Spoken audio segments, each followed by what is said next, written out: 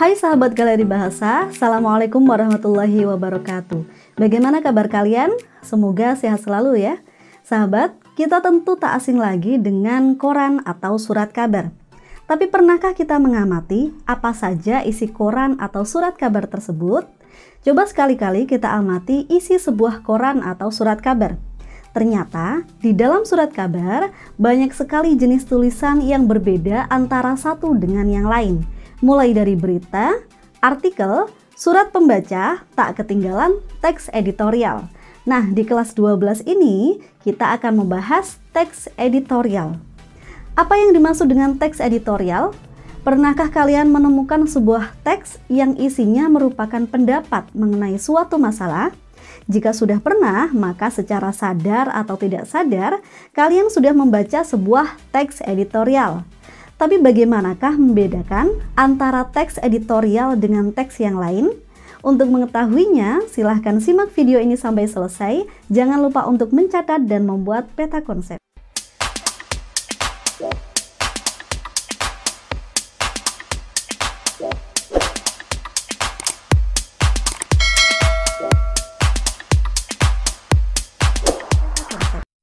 Teks editorial adalah sebuah teks dalam surat kabar yang merupakan pendapat atau pandangan redaksi terhadap suatu peristiwa atau isu yang aktual atau yang sedang menjadi perbincangan hangat pada saat surat kabar itu diterbitkan.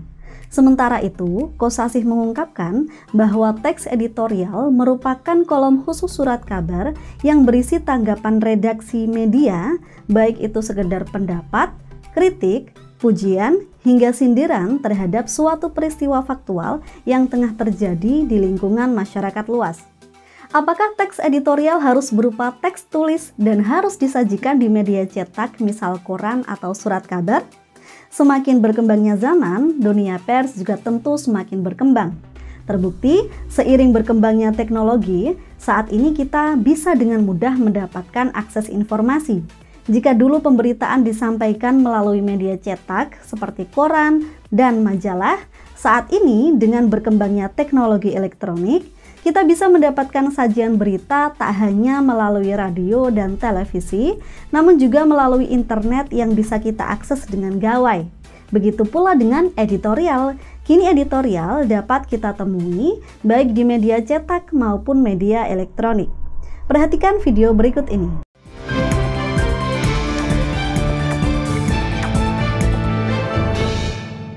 Melawan berita palsu dan pemalsu berita. Bangsa ini gemar memproduksi yang palsu-palsu. Pernah ada beras palsu dan vaksin palsu. Sumpah pejabat pun banyak yang palsu. Jangan pula yang palsu-palsu ini bertambah dengan berita palsu alias hoax. Hoax ialah berita palsu yang diproduksi dengan tujuan menyerang orang atau kelompok tertentu. Berita palsu lebih parah ketimbang beras palsu, vaksin palsu, bahkan sumpah palsu karena ia menggerus intelektualitas dan akal sehat kita ke titik nadir. Bukan cuma menggerus akal sehat kalangan awam, hoax ternyata juga mengikis intelektualitas kaum terpelajar sekelas doktor dan profesor. Bayangkan, kaum terpelajar yang semestinya kritis malah melahap bulat-bulat berita palsu dengan enteng menyebarkannya. Bahkan, ada intelektual yang seperti hendak melegitimasi hoax dengan argumentasi macam-macam. Ia mengaburkan definisi hoax. Padahal, kita tahu betul posisi politiknya. Kita jadi curiga, jangan-jangan dia dan kelompoknya yang selama ini rajin memproduksi hoax untuk menjatuhkan lawan-lawan politik mereka. Jika itu yang terjadi, sungguh hal itu merupakan pengkhianatan kaum intelektual. Kaum terpelajar yang menelan bulat-bulat hoax dan menyebarkannya, apalagi gemar memproduksinya, ialah intelektual palsu, sepalsu-palsunya. Jangan anggap enteng hoax. Pengaruh buruk hoax amat dahsyat. Jangan berpikir menebar hoax lewat media sosial seperti bermain game. Dalam permainan game, kita menyerang lawan dan itu sama sekali tidak ada pengaruhnya terhadap lawan karena sang lawan tidak ada di dunia nyata.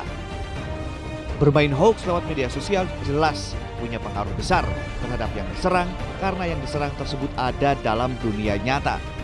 Bukan cuma menghancurkan mereka yang diserang, hoax seperti kata Imam Besar Masjid Istiqlal Nasaruddin Umar bahkan bisa memporak-porandakan negara. Oleh karena itu, berhentilah bermain-main dengan hoax. Berhentilah mengkhianati intelektualitas dan akal sehat Anda. Kita semua mesti bergerak melawan hoax. Kita mengapresiasi gerakan melawan hoax yang dideklarasikan di sejumlah kota kemarin. Kita berharap gerakan ini makin membesar, menjalar ke seluruh negeri. Gerakan anti-hoax itu juga disertai gerakan literasi media sosial. Ini penting agar rakyat melek media sosial tidak menelan bulat informasi palsu, apalagi menyebarkannya. Literasi media tampaknya harus diberikan dulu kepada kaum terpelajar. Sungguh ironis, kaum terpelajar semestinya mengajarkan literasi media kepada kalangan awam. Namun justru kaum terpelajar itulah yang mesti lebih dulu dididik dengan literasi media. Kita juga mendukung negara yang menerapkan rule of law terhadap media sosial penebar hoax dan para pembuatnya.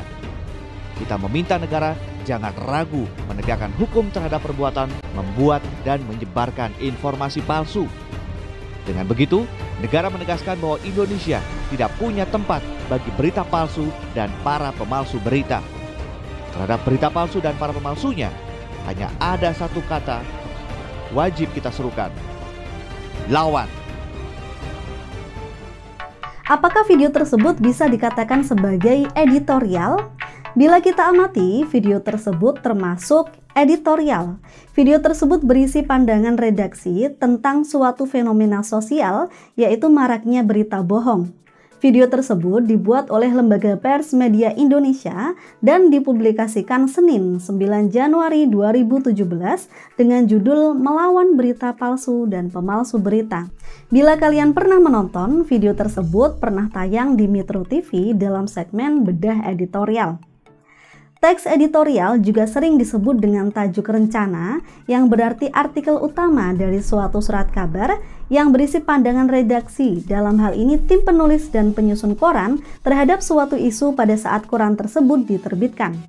Sumadiria menyatakan bahwa tajuk rencana dapat diartikan sebagai opini redaksi yang berisi aspirasi, pendapat, dan sikap resmi media terhadap berbagai persoalan, kejadian, atau fenomena aktual yang kontroversial yang sedang terjadi di dalam lingkungan masyarakat. Isu atau peristiwa tersebut bisa saja masalah ekonomi, masalah politik, atau masalah sosial. Lalu apakah teks editorial sama dengan teks berita? Walaupun sama-sama mengangkat isu yang aktual, teks editorial berbeda dengan teks berita. Teks berita menjelaskan tentang suatu kejadian yang aktual berdasarkan fakta yang ada, tidak boleh ada opini dari penulis berita, sedangkan teks editorial berisikan tanggapan berupa opini atau pendapat-pendapat penulis berdasarkan analisis terhadap peristiwa. Misalnya saat ini yang menjadi perbincangan publik, salah satunya tentang kebijakan pemerintah dalam penanggulangan virus corona. Isu tersebut dapat diangkat dari berbagai pandangan, apakah isi teks editorial akan mendukung, mengkritik, atau mencemooh, bergantung pada sikap institusi media massa.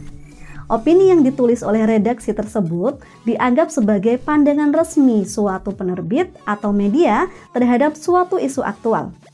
Kemudian bagaimana cara membedakan teks editorial dengan teks yang lain? Ada beberapa ciri yang membedakan teks editorial dengan teks lain, antara lain, yang pertama, topik yang diangkat dalam teks editorial berupa isu-isu yang tengah hangat diperbincangkan, baik isu sosial, politik, budaya, maupun ekonomi.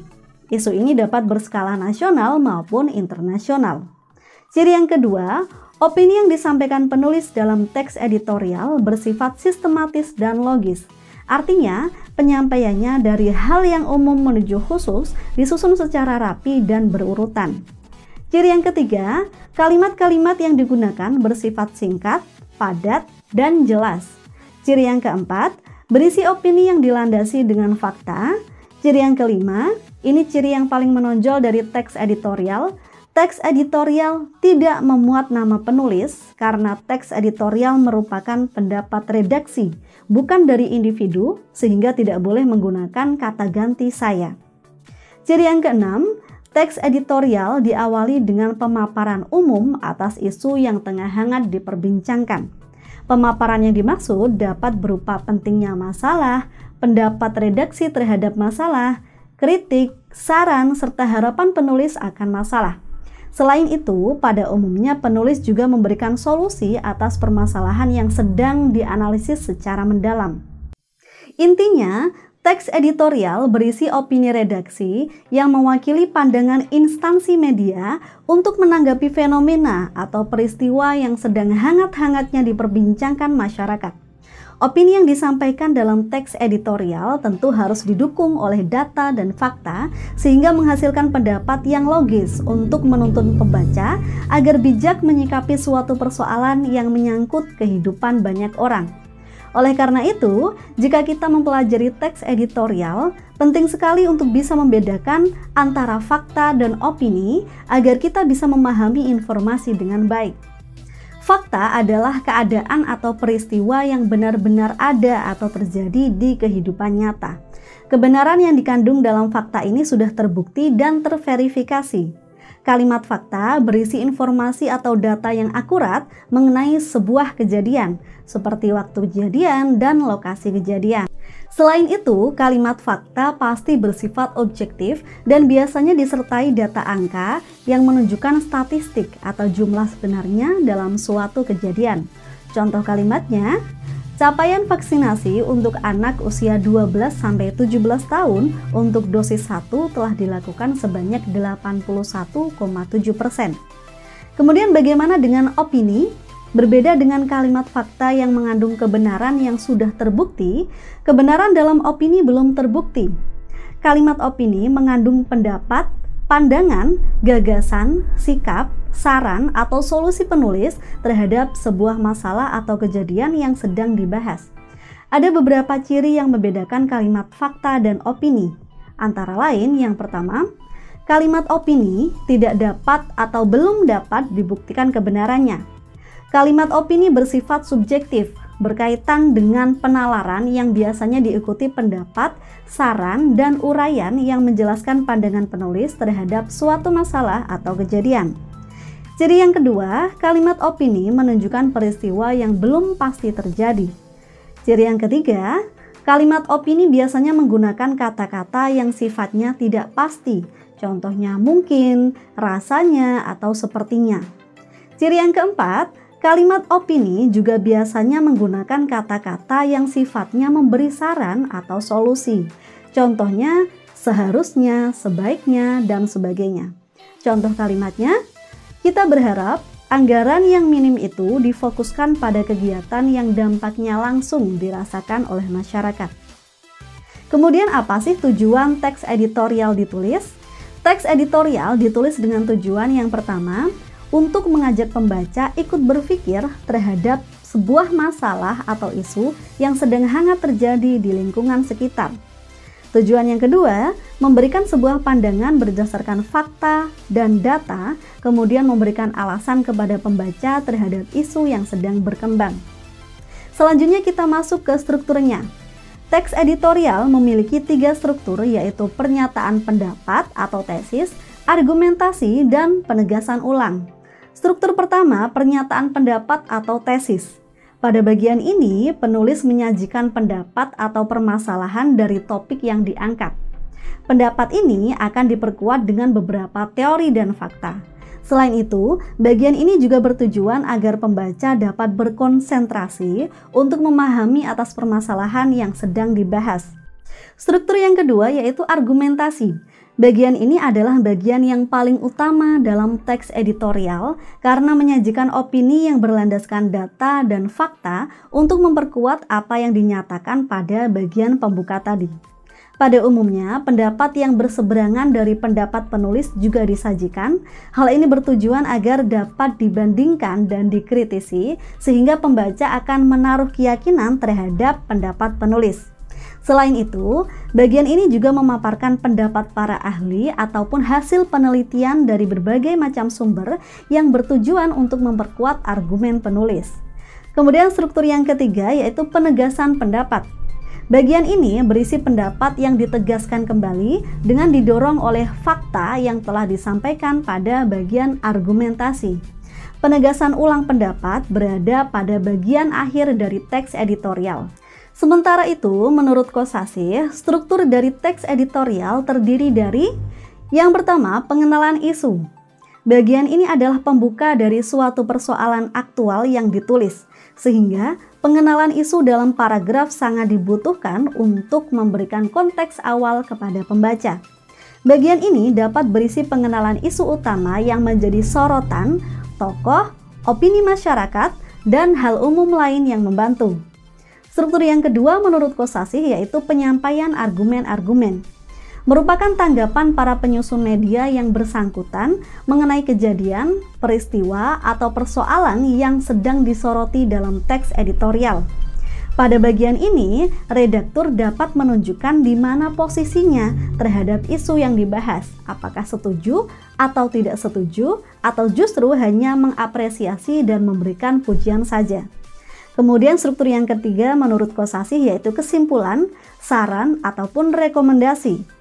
Bagian ketiga ini adalah penutup dan dapat dikatakan sebagai sikap akhir, saran, kesimpulan, maupun rekomendasi dari informasi yang dikomentari. Perlu digarisbawahi bahwa saran yang baik tidak hanya sekedar membahas gambaran umum solusinya saja.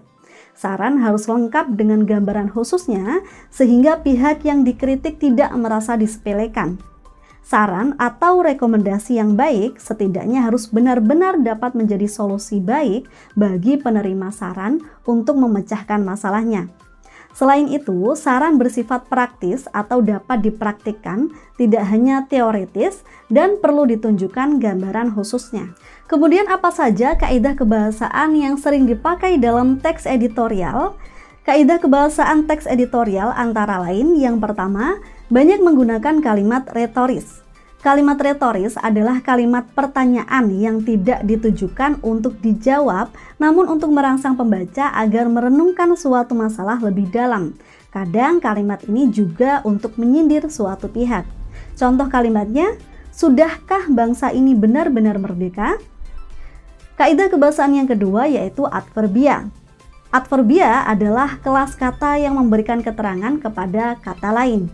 Adverbia atau kata keterangan digunakan dalam teks editorial dengan tujuan agar dapat mendapat keyakinan pembaca. Adverbia yang digunakan misalnya sangat, sering, kadang-kadang, jarang, sebagian besar, dan sebagainya. Adverbia ini digunakan dengan tujuan mempertegas argumen penulis. Kemudian struktur yang ketiga yaitu verba material. Verba material adalah kata kerja yang menunjukkan tindakan fisik yang dilakukan seseorang, contohnya menulis, menangkap, mengenakan, menyelenggarakan, dan sebagainya.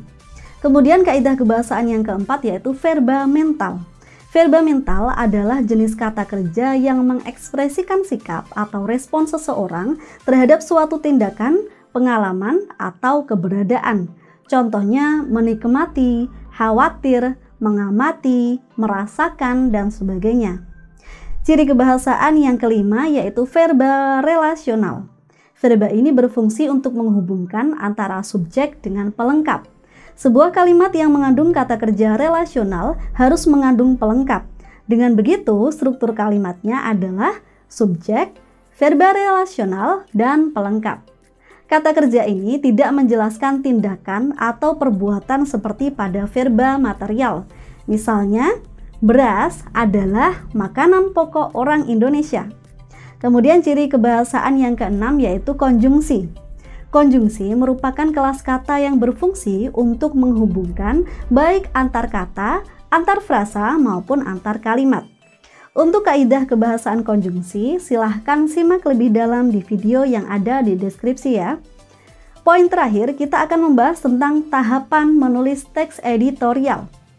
Sumadiria mengungkapkan bahwa proses penggarapan teks editorial atau tajuk rencana terbagi menjadi 4 tahap, yaitu tahap pertama pencarian ide dan topik, tahap yang kedua seleksi dan penetapan topik, tahap ketiga pembobotan substansi materi dan penetapan tesis, Tahap yang keempat yaitu proses pelaksanaan penulisan. Kemudian, Kosasih mengatakan langkah-langkah yang dilakukan ketika menulis teks editorial antara lain, yang pertama, memilih isu atau selecting. Yang kedua, mengumpulkan data atau collecting. Yang ketiga, mengaitkan data dan argumen atau connecting. Yang keempat, memperbaiki ketepatan isi, struktur, dan kaidah kebahasaan atau correcting. Sementara itu, tim Kemdikbud menyebutkan langkah-langkah untuk belajar menulis teks editorial antara lain sebagai berikut. Yang pertama, bacalah 2 atau 3 teks editorial atau tajuk rencana dari sumber berita yang berbeda sebagai berbagai referensi gaya penulisan. Yang kedua, susunlah data isu-isu utama untuk dirumuskan menjadi pernyataan umum. Kemudian langkah yang ketiga, telusuri data-data pendukung atas pernyataan umum yang sudah ditulis sebelumnya dari berbagai sumber terpercaya seperti buku, media terpercaya, Badan Pusat Statistik, dan lain sebagainya. Yang keempat, susun perincian data-data tersebut lalu analisis dan buat argumen berdasarkan hasil analisisnya. Yang kelima, tafsirkan berbagai argumen-argumen yang telah dibuat menjadi pendapat, baik berupa kritik, apresiasi, harapan, atau penilaian umum. Kemudian langkah yang keenam, kemukakan saran atau rekomendasi dan tunjukkan caranya, agar memberikan solusi bukan hanya sekedar kritik saja atau memuji saja. Kemudian langkah yang ketujuh, kemaslah seluruh kerangka yang telah dipersiapkan menjadi tulisan teks editorial dengan kalimat dan paragraf yang efektif agar tidak terlalu panjang dan tetap ringan untuk dibaca. Demikianlah pembahasan teks editorial, semoga bermanfaat, tetap sehat, tetap semangat. Wassalamualaikum warahmatullahi wabarakatuh.